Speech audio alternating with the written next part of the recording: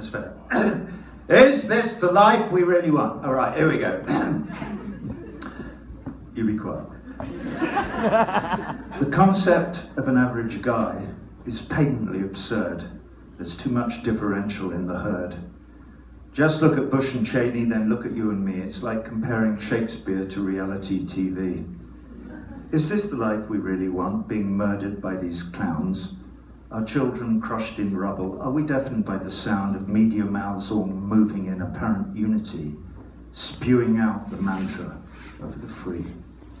Free to plan the Neoland, safe in their bomb-proof lairs, free to send our sons to war, our sons, of course, not theirs, free to burn and pillage, to fill the family vault, free to claim it's dog eat dog and not really their fault. Fear drives the mills of modern man, fear keeps us all in line, fear of all those foreigners, fear of all their crimes. Is this the life we really want? It surely must be so, for this is a democracy, and what we all say goes. We all say, kill Bin Laden, kill Saddam Hussein, kill anyone collateral who might get in the way, kill all the dogs and shopkeepers, kill all the coppersmiths, kill everyone who chooses to be on the evil list, kill everyone who doesn't want to be our acolyte, kill everyone who disagrees that what we say is right. It's going to cost us trillions, already has in fact, but no price is too heavy to keep the faith intact, because we believe in freedom, human rights for everyone. Well, everyone, that is, except the ones we need to bomb. And if some of them are children and seem a bit forlorn, it's not our fault. They should have chosen somewhere different to be born. Anyway, I'm sure they'll all agree it's a success when we've killed all the insurgents and tidied up the mess. Even though they may be crippled or rotting underground, they'll be happy when democracy's the only game in town. They can help to build our bases. They can wash our fancy cars. They can service all our carnal needs in pickup joints and bars. Against their religion, their religion's wrong. I'm sure they'll get the hang of it, catch on before too long. Then they can all watch baseball, they can build a Disneyland, eat pizza in McDonald's, drink bourbon, start a band. I know, no alcohol, the towel heads don't drink. Fuck, they'll soon get used to it, we'll teach them how to drink. I digress. I'm sorry, what was my train of thought? Oh yes, now I remember. Is this what we all ought to be devoting our resources to? To spread this rotten creed, teaching our dead children avarice and greed? Was it Truman Capote who famously railed, "It's not enough that I succeed, I need others to fail"? Is that the life we really want? To set ourselves at odds with every other species, not to mention other gods? I don't think so.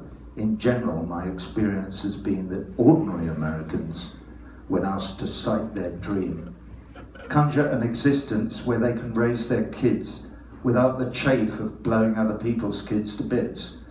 Is it my imagination? Is it too much to suggest that their leaders over there and our leaders in the West are driven not by trying to achieve peace in our time, but by something else, by something altogether less sublime? Call me a cynic, but it sometimes seems to me that some of them are more attached to power than to peace.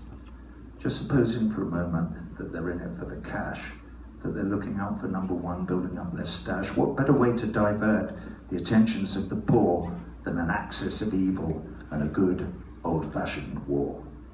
It's economics 101, as every schoolboy knows. War is good for business and diverts us from our woes. It's so unpatriotic to complain about our lot when our brave boys are out there in the desert getting shot. Imagine if the money that we're spending on the war was used instead to rebuild dikes and help rehouse the poor, to research cures for cancer and fund institutes to delve into ways of helping people less well off than ourselves, to secure our docks and airports and power stations, to prevent the disaffected in our own and other nations from expressing their attachment to some vengeful deity in self-immolation, immolating you and me? Or is it power that gets them, being able to decide how to divvy up the cake, who should live and who should die, to have at their disposal all those sexy tanks and planes? Got you, no, I got you first, reliving boyhood games. Why don't we just stop them? Why don't we get tough, take to the streets in millions, say, enough is enough. Why? Why? It's obvious, because actually we, that's you and me, that's all of us, because actually we, all the blacks and all the whites, Chicanos, Asians, every type of ethnic group, even folks from Guadeloupe, the old, the young, the toothless hags, the supermodels, actors, fags, football stars, men in bars, washerwomen, tailors, tarts, grannies, grandpas, uncles, aunts, friends, relations, homeless tramps, clerics, truckers, cleaners, ants.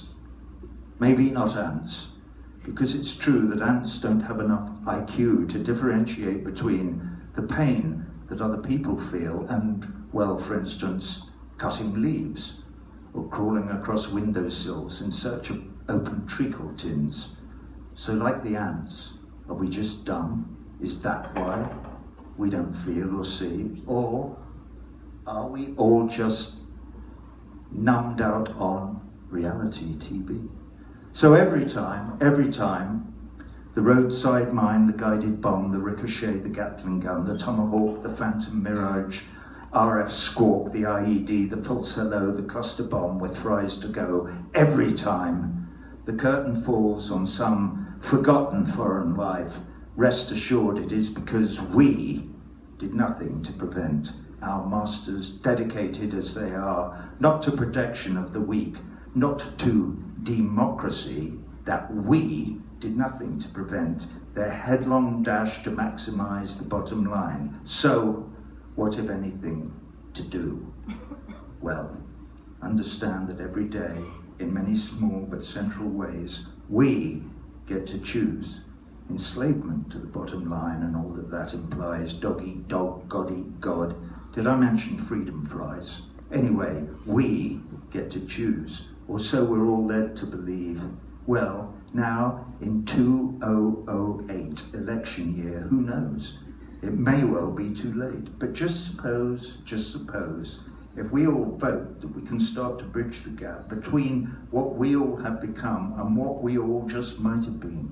The gap between the blind and blinkered great unwashed, the laughing stock, the butt of universal scorn, and enmity and wrath, and grace and pride, and leadership and light and beacons shining in the west, admired by both the old world and the third, safe haven for the lauded claims in constitutions written fair on parchment years ago, when equality, fraternity and liberty were rocks core-bedded in an earth emerging from a darker age. I do believe that we can spread our wings, take flight, renounce the darkness of the marketplace, reach out across the ideologue's abyss, embrace our longing to be kinder, and have more fun, and garnish less the moneylenders' nests, and touch and sing and breathe in relish of our new unfettered selves. Embrace the law in that we all agree that standard issue kicking in our door, tapping phones, renditions, torture, waterboarding and the rest, the random shooting down on London's underground of someone's nephew from Brazil, however scared the powers that be, are alien to our beliefs, and so should be confined to memories of Hitler's Reich and of course to Uncle Joe's Gulag archipelagos. So are we babies that we need to be protected from ourselves, that left unfettered, thrashing we might hurt ourselves, that they, the Cheneys, Putins, Bushes, Blairs, and all their spawn, and all their heirs, and all their ruinous, bankrupt, fearful crap, that they somehow should have the power to keep us at each other's throats, impotent, straight-jacketed, squabbling over dimes and groats, like infants in our swaddling clothes. Fuck them. Enough. They've had their time. A new day dawns, and we will not be swaddled in their grime. Yeah.